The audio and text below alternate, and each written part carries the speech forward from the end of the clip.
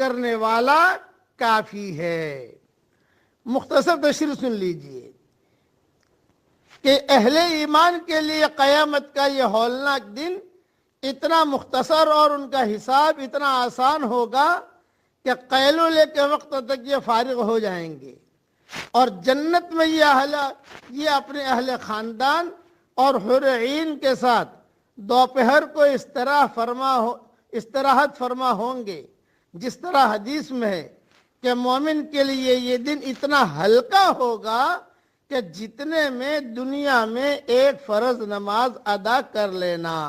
مسند احمد جلد نمبر 4 صفحہ نمبر 75 پر یہ حدیث موجود ہے۔